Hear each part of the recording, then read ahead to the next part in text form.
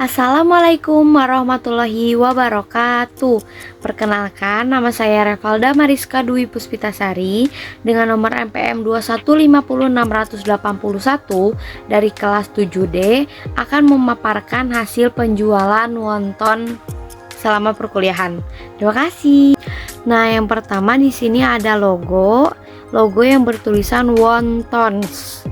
Wonton atau pangsit adalah makanan berupa daging cincang yang dibungkus selembaran tepung terigu. Wonton ini berasal dari Cina yang biasanya dihidangkan di dalam sup.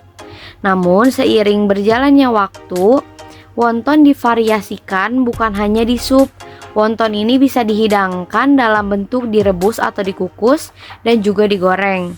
Wonton ini tidak selalu harus basah atau berkuah, namun juga wonton dapat disajikan dengan kering. Isi dari wonton juga dapat dibuat dari udang, daging, tahu, atau sayuran. Terkadang juga bisa dicampur antara udang, daging, dan juga sayuran. Kulit pangsit yang dipakai sebagai balutan luar dari isi wonton itu dibuat dari adonan tepung terigu, air, dan juga garam. Nah, selain bisa dibuat sendiri, kulit pangsit juga bisa dibeli dalam kemasan berisikan 10-50 lembar. Nah, dari nama logo wontons merupakan nama merek dari singkatan SS, yaitu Sasa. Sasa adalah nama panggilan saya. Serta dalam logo tersebut kombinasi warna yang digunakan dapat mencerminkan rasa dari wonton yang disajikan, seperti merah atau orange yang menandakan rasa pedas dari bumbu chili oil atau kuahnya, dan warna krem menunjukkan warna dari pangsit wonton itu sendiri. Wonton ini sangat cocok dimakan selagi cuaca dingin karena wonton ini bisa menghangatkan badan dengan rasa pedas dan juga gurihnya. Terkadang penyajian wonton ditaburi wijen, bawang daun, daun mint, daun jeruk, dan sebagainya. Lalu selanjutnya ada bahan-bahan dari pembuatan wonton, itu ada wortel, tahu putih, pangsit, bawang daun, bawang merah dan juga bawang putih, cabai merah kering, telur, bumbu-bumbuan, merica, tepung terigu, dan juga udang ebi kecil. Nah, selanjutnya kita masuk ke langkah-langkah.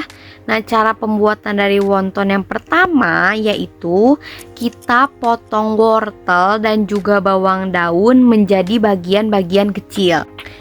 Lalu yang kedua, kita siapkan bawang merah dan juga bawang putih yang sudah dikupas, serta campurkan dengan merica dan juga bumbu untuk diulek menjadi lembut. Lalu yang ketiga, kita campurkan semua bahan-bahan menjadi satu dalam wadah, lalu kita aduk secara merata. Nah, setelah adonan diaduk dan juga dicicipi, kita siapkan pangsit dan juga terigu yang diberikan air sedikit. Terigu ini tuh berfungsi untuk menjadi perekat pinggiran dari pangsit yang akan dibentuk nantinya. Nah, setelah itu kita ambil isian dari wonton yang sudah dibuat ke dalam pangsit. Lalu beri perekat terigu tersebut di pinggiran pangsit dan kita bentuk pangsit tersebut sesuai dengan selera kita. Nah, setelah dibentuk dan juga dibungkus, pangsit ini kita rebus di dalam air yang panas secukupnya dan kita tunggu sampai dia mengembang dan juga matang. Nah, setelah selesai membuat pangsitnya, kita akan membuat bumbunya yaitu chili oil. Nah, kita pertama-tama siapkan dulu cabai merah kering serta bawang putih dan juga merah yang dihaluskan. Di sini saya menggunakan chopper karena agar lebih cepat dan juga lebih bubuk, tapi tidak sampai bubuk banget. Jadi kita harus ada teksturnya. Nah, selanjutnya kita tumis bawang putih dan juga merah yang sudah dihaluskan menggunakan minyak panas di wajan. Nah, selanjutnya kita campurkan dengan cabai merah kering yang sudah halus dan udang ebi kecil agar matang. Lalu juga kita jangan lupa juga beri bumbu-bumbu perasa yang harus dicicipi juga ya. Nah, lalu selanjutnya kita akan tunggu chili oil itu sampai matang.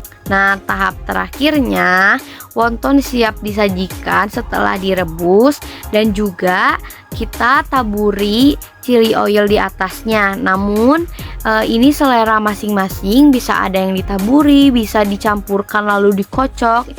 Itu terserah selera masing-masing. Nah, di sini kita masuk ke hasil penjualan. Nah, yang pertama itu ada modal. Modal dari pembuatan wonton ini yang pertama ada pangsit dengan harga 7.000, cup sambal dengan harga 15.000, tahu putih dengan harga 10.000, bawang putih dan juga bawang merah seharga 10.000, bawang daun 5.000, telur 6.000, cabai merah kering 6.000, cup mika 10.000, bumbu-bumbu dan juga gas 15.000. Total semuanya yaitu 83.000. Nah, selanjutnya yang kedua, penjualan. Nah, saya menjual setiap cup itu seharga 7.000 dan terjual 15 cup, sehingga 15 cup dikali 7.000 sama dengan 105.000.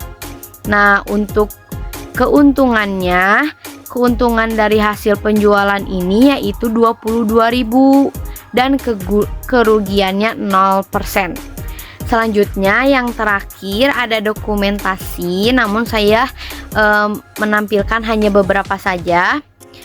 Di sini saya menggunakan metode melalui grup, sehingga saya di situ menawarkan produk saya menggunakan grup tersebut. Jadi saya membagikan ke tetangga-tetangga yang ingin membeli. Saya menghampiri mereka ke rumahnya dan mengantarkan makanannya.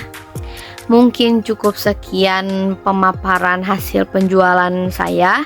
Mohon maaf bila ada kesalahan dan juga kekurangan. Wassalamualaikum warahmatullahi wabarakatuh.